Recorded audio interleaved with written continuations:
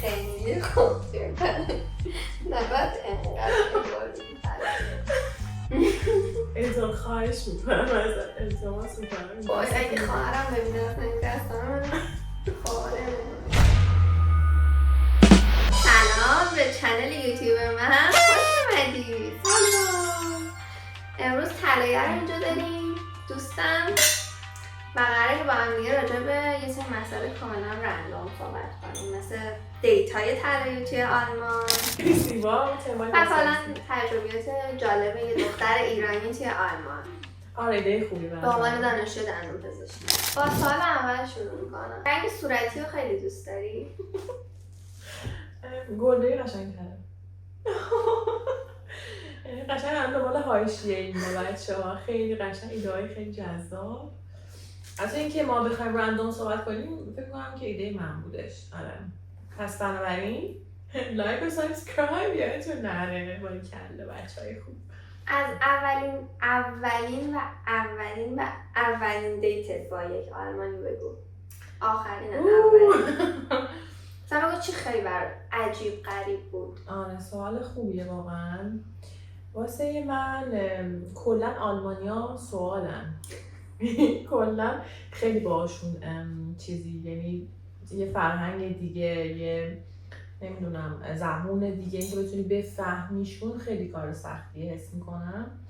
و خب من اوایل که اومده بودم واقعا هیچ ایده نداشتم که واقعا یه آدم با یه فرهنگ دیگه بخوای دیت بکنیم. این برام واقعا سوال بود و معمولا خب اون اوایل خوب پیش نمیره. اینجوریه که همش اینجوریه که با مردم چی بگم، ولی چی صحبت بکنیم، زبونت هم خوب نیست. برای همین خیلی چیزای شوک فرهنگیای زیادی واقعا داشتیم ما اینجا. مثلا که میگن من چون تا حالا با هیچ آلمانی دیت نداشتم، به رابطه نرفتم، این که میگن مثلا حساب نمیکنن رستوران و اینجور چیزا رو، درسته؟ ببین بستگی به آدمش داره و نوع رابطه‌تون. مثلا اگه تو توی رابطه باشی مثلا بار اول، آره بار اول خیلی بستگی داره، ولی معمولا یاد گرفتن اینا خدا رو شکر که قرار اول حداقل خودشون حساب میکنن. مگه اینکه یکی باشه که خوشت نیاد ازش، یه پسر اصلا تو خوشش نیاد و بگه که نه مثلا همون 50-50 بودیم، ولی معمولا یعنی اگه بگه 50-50 بدیم یعنی خوشش نیومده. اونم نمیشه 100% گفت، ولی خب معمولش اینه که اگر که از کسی خوشت اومده باشه باید خودت حساب میکنی.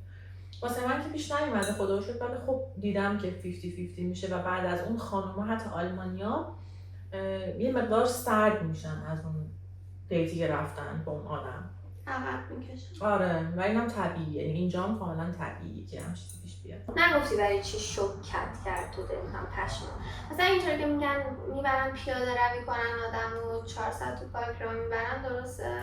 آره واقعا من دیدم که مثلا میریم تو پارک دیت میکنن خیلیا، ولی خب مثلا بهترشه که توی کافه قرار بذاری دیگه، یعنی حداقلش کافه رستوران. شما از اون دختر ایرانی نیستید که فرد مهم باشه که قرار اول حتما ببرید رستوران به استیک با سس قارچ و اینا بدن. اینجا من اصلا نهی نمی‌کنم اینجور دخترام رو، من اصلا خودم دوست دارم. من اگر من داری صحبت می‌کنی نه، مثلا من خودم پارک هم نه، ترجیحاً کافه‌ای مثلا، حالا حتما شامم نباشه بازم خوبه، ولی اینکه بخوام یعنی نشون میده که اون پسر تایم میذاره واسه، یعنی جای خوب از قبل برنامه‌ریزی کرده که مثلا ببر رستورانی جایی، اینکه بریم پارک قدم، یعنی شاید اون پسر تو ذهنش اینه که حالا هزینه نکنم، حالا همینجوریش هم میتونم یه شناختی ازش به دست بیارم. آره. این بده مثلا من آره شاید خیلی آلمانی باشه که باشم، ولی خب من نه. سلامتی بچه‌ای. آره برای اینکه اینجا این خیلی مهمه که وقتی که شراب یا چیز الکلی میخوری، وقتی که چیرز میزنی باید چشمای همدیگه حتما نگاه بکنید، چون تو ولی نگاه نکردی.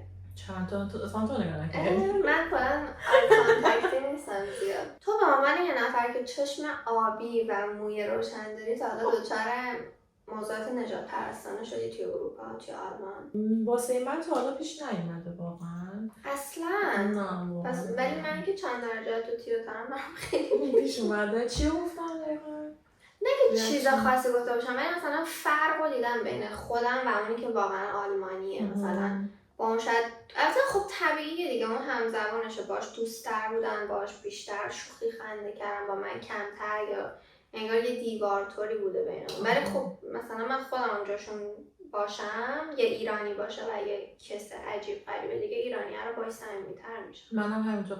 من باور نمیشه من تا الان که مثلا 5 ساله که آلمانم، هنوز یه دوست آلمانی دختره مثلا یا حتی پسر آلمانی نداشتم. یعنی خیلی کم پیش میاد که بتونی باشون صمیمی بشی. ولی دیت میری؟ دیت حالا هر کسی که رفته دیگه، هر کسی میاد اینجا. خب چرا نمیتونی با آلمانیا دوست چی؟ خیلی فرهنگا متفاوته. یعنی سعی کردی؟ آره خیلی سعی کردم، ولی خب نمیتونی باهاشون چیز مشترک داشته باشی که بتونی صحبت بکنی. خیلی بده رو مخته. اما مثلا با متینه من خیلی راحتم، قشنگ میام حرف میزنیم، چیزای قرمه سبزی داریم، قیمه داریم. مثلا با اونا سوسیس داری حرف بزنی، سوسیس میتونی صحبت کنی، خیلی چیز مخیه. یا سیب زمینی. دقیقاً دوچه کارتوفل. خب از پارتنر آلمانیت که خانوادش دعوتت کردن شام خونه‌شون تعریف کن. مخصوص عرشیای این قسمت هستش. روی عرشیا کاشون هم باشه. نه خب من اصلا این بود من چیز میکنم رد چای هست. چرا؟ تعریف دسر یکی از دوستام که دیت کرده بود با آلمانی رفته بودن خونه، یعنی دوست شده بودن با هم، مثلا بعد 1 ماه اینجوری بودش که پسر خیلی جدی شده بود که من مثلا میخوام بدم. بعد 1 ماه؟ آره. چه سریع؟ عجیب نیست بچه‌ها شما کامنت بذارید. تو ایران بعد 10 سال هم شاید اتفاق نیفته. دیگه بستگی به اون فردش داره دیگه. آره که چقدر نمیدونم متفاوتن اینجا، خیلی متفاوتن. ولی بگم تهش پسرای اینجا تهش خیلی بخوام بگم فرقی نمیکنن مثلا با جاهای دیگه. آخرش اینه که پسرن دیگه. این اخلاقی پسرا خیلی نمیتونه با هم تفاوت داشته باشه، حتی اگه از یک کلتور دیگه باشیم. مثلا نه چه نظر؟ مثلا چون اگه روانشناسی پسرا رو مثلا بخوای بخونی، راجع به آلمانیا هم همیشه صفر میکنه. چون پسر ولی محیط و تربیت و فرهنگ به نظرم خیلی تو رفتار تاثیر داره. چه توی پسر چه توی دختر.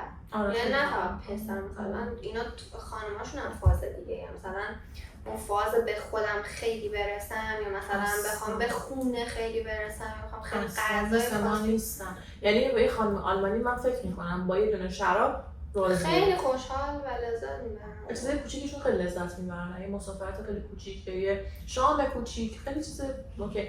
یعنی اینجا خانم مثلا دنبال مال و پول و اینا نیستن خیلی، تا اونجوری که من فهمیدم. مثلا قشنگه نیست؟ من میدونم من پول مهمه. تا حدی مهمه دیگه. پوله که زندگی رو پوله دیگه، چرا مهمه؟ ولی خب اگه 2 نفر اینجا کار بکنن میتونن به خیلی چیزای خوب با هم برسن. یعنی حتما لازم نیست که یه نفر هزینه‌های زندگی رو به عهده بگیره. شما با تساوی تساوی درسته؟ اصلا نمیدونم چی تساوی ببخشید خاک بس. شما با تساوی دخل و خرج بین زن و مرد سوال قشنگی پرسیدین. توی زندگی به من بگو و توی رابطه دوست دختر دوست پسری، چون فرق میکنه دیگه. حالا شاید خیلی اونو نپسندن از نظر منو، ولی خب من نصف دوست داری؟ نه نصف کامل. من اگه باشم من یه پارتنری بگیرم که توی خارج کشور باشه، حالا ایران هم نمیدونم شاید هم بشه، یه حساب مشترک میگیرم. حالا هر چقدر طرف کار میکنه به نسبت همون مقدار که درآمد داره یه مقدار نیست اون حساب، حالا ماهیانه اجاره خونه از اون میدین یا خورد و خوراک میدین. حتی پسر اگه خودش بخواد خب میتونه بزنم بگه من به عهده میگیرم همه چیزو، تو لازم نیست کار بکنی. که اکثرا من توی ایرانی‌ها زیاد دیدم، تو خارجی‌ها خیلی اصلا ندیدم، کم دیدم. به عهده نمیگیرن؟ معمولا نه که بگه حتی آلمانیا نمیگیرن، ولی مثلا مطمئنم که سن مثلا آمریکا این برا میگیرن، چون آلمانیا یکم اسکولن. نه که اسکول، ولی مثلا اون حالت حمایتگرانه رو نداره. چون اینجا خانم‌ها میگن که ما رو پای خودمونیم و ما چرا اصلا به من کمک کنی. چند روز پیش من دوچرخه‌مو داشتم از این پله‌های ایستگاه قطار می‌بردم بالا و این خیلی واسه من سنگین بود. بعد یه خانومه، اصلا خانوما کمک نمی‌کردن و برای من عجیب بود. بعد آقایون که می‌بودن مثلا می‌خواستن کمک بکنن. بعد فکر می‌کنم واسه این قضیه است که میگن خانوما ما می‌تونیم پس خودمون بر بیایم. من فکر کنم واسه این قضیه است که تو خوشگلی و برای مردا جذابیت سکسی و جنسی داری و اونا خواستن که بهت کمک گاد. شاید اینا هم خواستن خیلی فکر مثبتی. ببینید بچه‌ها شاید لایف به افتخار من بکنید. به نظرم میتونید به بچه‌هام بپرسیم اگه سوالی راجع به آلمان دارید این کامنت کنید. خیلی یکم دیره وقتی کامنت می‌کنیم، ما دیگه اینجا نیستیم که جواب بدیم. نه میتونیم ویدیو بعدی رو بسازیم، سوالی که شما دارین میتونیم جواب بدیم قشنگ بدون رو درواسی و بدون سانسور. خب دوستی با یک بلاگر چه چیزهایی رو برات دوست داشتم، سوالو واقعا دوست داشتم. ببین چیزای خوشو داره دیگه، چه میدونم سختی مثلا بعضی از آدمای حسود و عقده‌ای هستن، نه جدی میگم، تمیز کنید بچه‌ها که مثلا یه دوست بلاگر دارن، دوست بلاگرشون میخواد تولید محتوا کنه، اینطوریه که نه واقعا من وقتم 5 دقیقه گرفته میشه، لطفا این کارو نکن. واقعا شرم بر همچین آدمای شرم بر شما باد. واقعا خواستم تو این ویدیو یادی کردم باشم. ما که به شخص خاص صحبت نمی‌کنیم، کلی گفتیم. آره واقعا براش بکنم. اوکی، خب تو بگو زاره از اولین بار که منو دیدی بگو. باشه من اون وسط هم کات کرد. چی شد که بهم پیام دادی با هم آشنا شدی؟ تکذیب میکنم بچه. چرا همه میگن ما خواهریم؟ همه دنیا فکر می‌کنن ما دوقلوییم. ما واقعا ما به هم چه باشه شباهت؟ این کامنت کنیم با شبیه هم هستیم. نیستیم.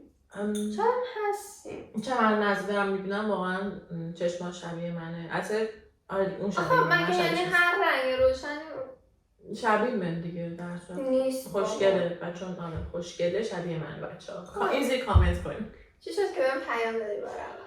تکذیب میکنم بچه خودش اومد دایرکت من و من گفت تو رو خدا ببین التماس میکنم که ما یه قرار بذار چه خوشگلی. ما هم یه استخری بریم. حالا ما قرار اولمون بود کیا قرار اول دیت میکنه تو استخر دیت بچه از روز بعدی بارونی سرد هیچ کس به جز ما تو استخر نبودن. عکسشو میذارم که ببینید چقدر خالی ما بودیم فقط دیگه باید که دیگه دوستان اومده بود متینه مثلا اگه دختر مثلا بودیم چه دیت رویایی فوق‌العاده دختر رو دیدیم دیگه این بچه ها دیدن روز اول تو استخر بعد مثلا اینا که من خواستگاری تو پسرشین تو استخر به من پیام دادی که آره یه تو قرآن ببینم تو یا من گفتم حالا باید چک کنم برم کی تایم دارم متینه جان من بعد برم کی پر از خالی بود. بعد آره دیگه رفتیم استخرتون خالی دیدمش و بعد کلی هم با هم کیف کردیم اتفاق کردیم. مثلا خیلی کم پیش میاد دوستی تو غربت بتون اینجا یه قشنگ یه آهنگ رمانتیک من اون دوست واقعی وای چقدر خوشگل و چقدر خونه خوشگلی نفهمیدی شاید سوال بعدی بذار بعدی از دندون پزشکی توی آلمان برامون بگو دیگه از ورودش بگو. خیلی نه واقعا خیلی سوال خوبیه واقعا سوال خوبیه. کنکور که نداره کنکور نداره ولی یه چیزی مثل کالج داره. بچه‌ای که دانشگاه نرفتن تو ایران اول میان اینجا یه دونه کورس میذارن که 1 ساله و اونایی که میخوان رشته پزشکی دندون دارو برن باید به اسم ام کورس بگذرونن. مدیسین کورس. آره و اونو باید نمره خوبی بگیری تا بتونی قبول بشی که نمره آلمانی از 1 تا 6 1 بهترین 6 بدترینشونه. بعد علاوه بر بعد امتحان زبان بدی، علاوه بر اون امتحانی هست به اسم تست آز باید بدی که یه امتحان هوشه که اونو وقتی ارائهش میدی دانشگاه از نمره معدلت کم میکنه، یعنی هر چقدر میاد پایین‌تر بهتر میشه. یعنی تو هم خوشگل هم باهوش؟ خدای من خواستم غیر مستقیم بگم ولی خب البته داریم اعتراف میکنید که مجبورم. آره No God please no. خب بعد ولی اونایی که نمرشون خوبه لازم نیستش کدوم اینا رو بگذرونن؟ معمولا میدن اونو داشته باشن که دیگه محکم کاری میکنن دیگه، چون رقابت اینجا انقدر سنگینه که تو باید محکم کاری به نظرم کار خوبیه. حالا کاری که من کردم همین که توی آلمان بودن یک ماهی فکر میکنم بود دوره کارآموزی گذروندم توی رشته پزشکی توی هم کاری که تو انجام میدی مثلا توی بیمارستان اینا کار کردم که بتونم پوان مثبتی باشه که بگم آره اینم هست. یعنی مثل افسیوت فریبیلی سوسیال آره پراکتیکوم دیگه آره گذروندم که بگم من اینو دارم و فکرم کمکم کردم خیلی. بعد رفتار کلا هم کلاسیات و استادات با اساتید با دانشجوهای بین‌المللی چطوره؟ خیلی متفاوته. مثلا ما یه استاد داریم که خیلی با همه اوکیه، خیلی خوبه، یکی نه واقعا نجات پرسته و یکی از دوستای من سر همچین قضیه از دانشگاه اخراج شده بود. خیلی متاسفم بابت این قضیه. ولی در کل چیز میانگین میخوام بگیرم چون آلمان کشوری که مهاجر پذیره و از همه قشری توش هست، از با حجاب بگیر یا عرب، ترک، از همه جاها، واسه همین معلمان یاد گرفتن که اوکی با همه بتونن به توی سطحی برخورد بکنن. ولی خب توشون نجات پرست واقعا میبینی متاسفانه. بچه‌ها چی؟ بچه‌ها دوست میشن با خارجی‌ها؟ آره بستگی داره که تو چقدر بتونی آدمی باشی که بتونی با بقیه ارتباط بگیری. اگه بری جلو باشون صحبت کنی اونا میان، اگه نری اونا نمیان. به کاری که من میکنم من نمیرم اونام نمیان. چقدر زیبا. حوصله سر نمیره؟ چرا خیلی که کسایی کنن دست بسن وقتی توی کلاس هستم و اینا متاسفانه. منم واقعا. تو هم؟ من یه دوست ایرانی دارم فقط با اون وقت میذارم. اوکی منم دیگه. نه تو کلاس کلاس درس. اوکی من همونم ندارم. همه آلمانیان و خیلی خسته کننده است. خیلی نعمته دوست ایرانی تو کلاست. میدونم آره. اصلا مثلا یه روز که نیست من خفه میشم. دوست ایرانی تو کلاس هم نه تو. کلا بچه‌ها بگو که بهترین دوست منم. اعتراف کن. الان بچه‌ها خودمونیم ما دیگه. خب بهترین دوستم میبینه اینو. ببین حالا تو دوست هم داشته باش. خیلی بزرگ. خیلی بزرگ. مثلا از اینجا تا ایران. باشه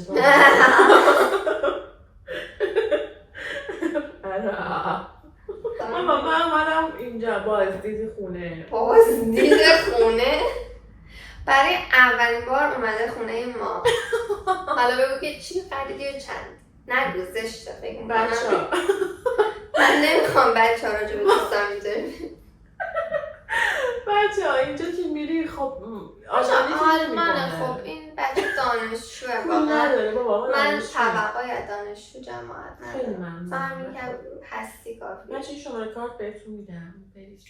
اومدم یه شراب خوشمزه براش آوردم که همش فکر کنم خودم میخورم.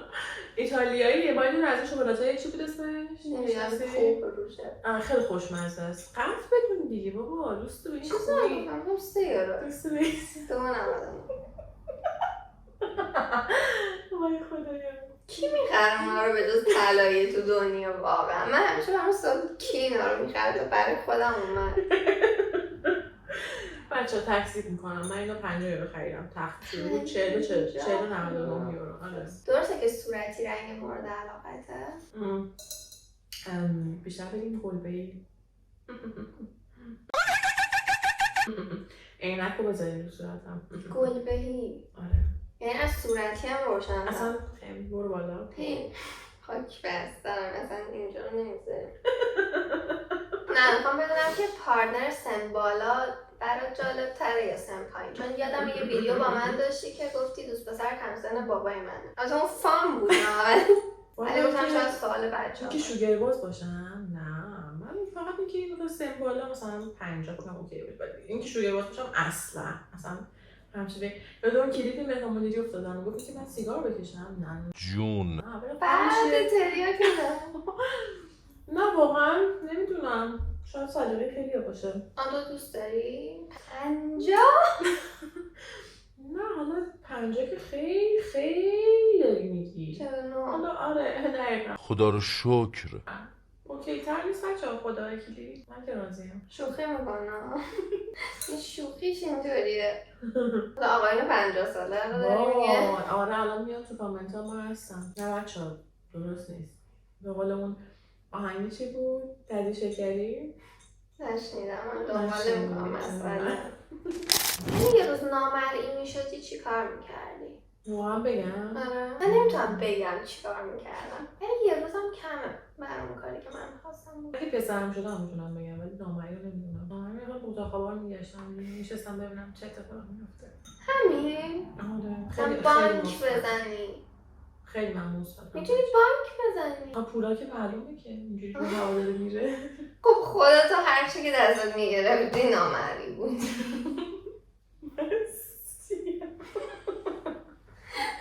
خالص آهنج نمیتونم بگم پسر باشم چیکار میکنم. بگو همه رو اون کاری که هر دختر پسر باشه واقعا این کارو میکنم. کیو؟ نه این کاری تو ذهن همتون نه. خب کیو؟ نگفتم میکنم گفتم این کارو میکنم. کدوم کار؟ من میرم تو همون لخت میشم ببینم چیه داستان. چه حسی داره مثلا نمیدونم. این چیش میکنی؟ سرپالیش میکنم. آره خیلی حال میده نه؟ به خود آرزو داری موندیم ما خانم باشیم این کار بکنیم. خب این که نامرئی شدن نمیخواد مردی هم میتونی پسرش بکنی. جدی میگی؟ جدی میفهمی تجربه داری؟ نه مثلا اون چه کاری که کسی چون میبیندت نمیتونی بکنی کاری که نمیتونم بکنم یعنی چی؟ برای خیلی خوب نباید انقدر بباریم ایتون خواهش میکنم ازت التماس میکنم اینجا. وای اگه خواهرم ببینه اصلا این دستان من خواهره میکنم خواهر کشولو نمیذاره بخوری خوبش بده این خیلی جامعه نزدیک نشو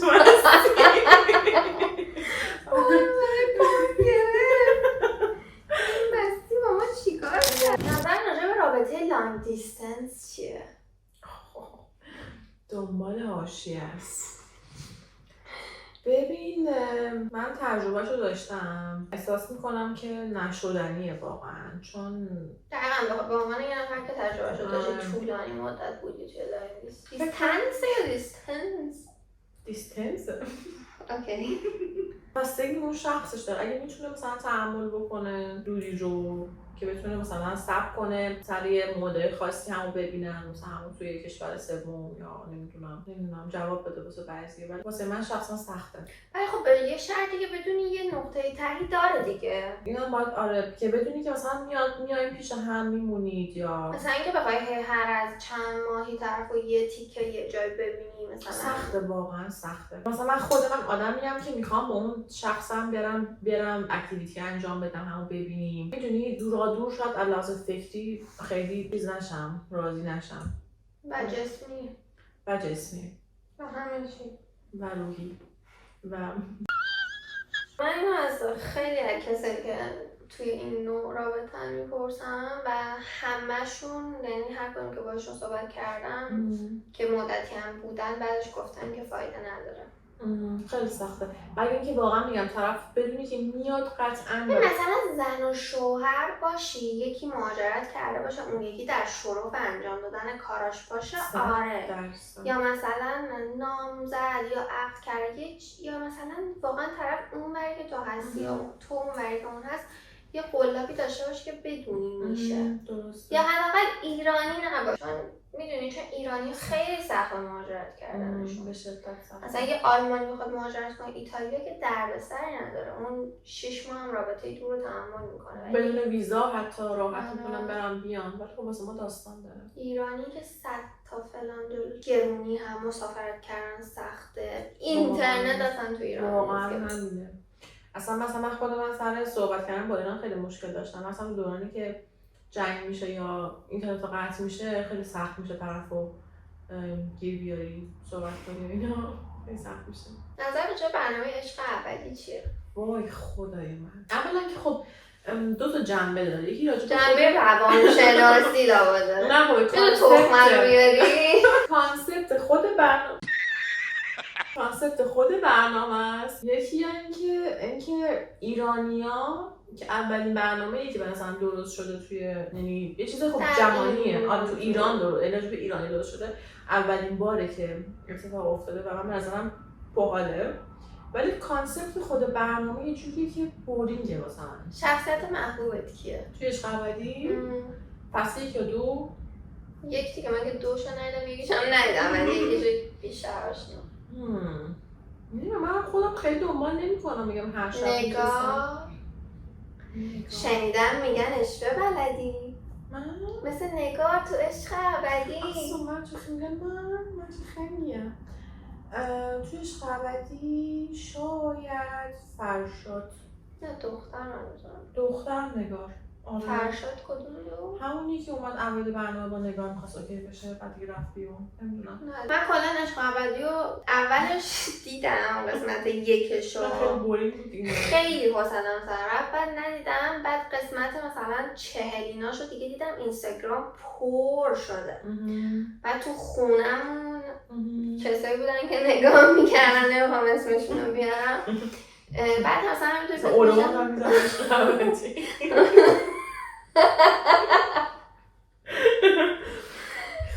سگم گاهی نگاه میکرد.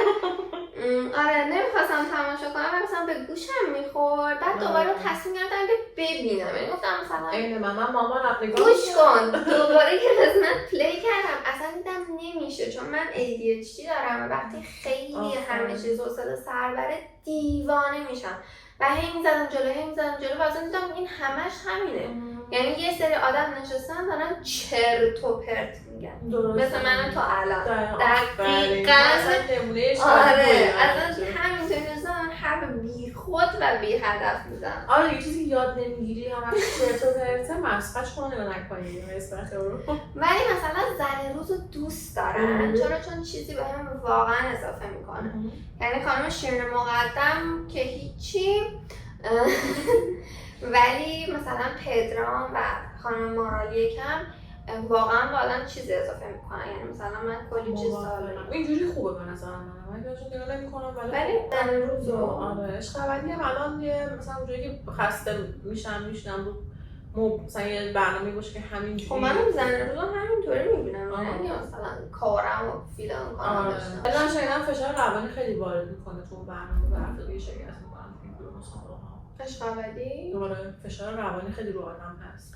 من همون قدری که خود برنامه ها رو نگاه نمی کنم همون قدر حواشی برنامه ها رو دنبال میکنم چه توی اینستاگرام چه توی یوتیوب. بعد توی یوتیوب مصاحبه خیلی ها رو دیدم مثل ماهرخ مثل ترانا دوست پسرش که چنل دارن و فکر میکنم تنازم دیدم و مثلا آره همشون میگفتن خیلی گفتم با چیز دیگه فکر میکنم نمیگن مثلا گفتم تا دعوا شروع نشه ضبط نمیکنن تا داستان نکنین اوکی نمیدن خودشون دنبال هواش. و خب طبیعیه دیگه مثلا اگه همه چی خیلی نایس باشه خب بیننده چی رو نگاه کنم. نه من که اصلا نمیتونم چیزایی توی برنامه حتی شرکت بکنم اصلا نمیتونم تصورشو بکنم. آره نمیدونم ببینید چی به دست میاری چی به دست میدی ولی خب فکر میکنم چیزی که به دست آوردنم چیز خوبی بوده. مثلا نگار نه حالا به جز اون پولی که هفته بهشون میدم اونه که ما اینجا کار کنیم خیلی سریع‌تر و راحت‌تر دارم. نه مثلا نگار فکر کنم با 200-300 کا فالوور رفت الان 1 خورده ایه و خب این مثلا من که دارم این کارو میکنم اینفلوئنسرم میبینم واسه من از 0 تا 500,000 تا شدن 2 سال زمان بود. ولی اینکه تو مثلا 2 ماه بتونی راه 2 ساله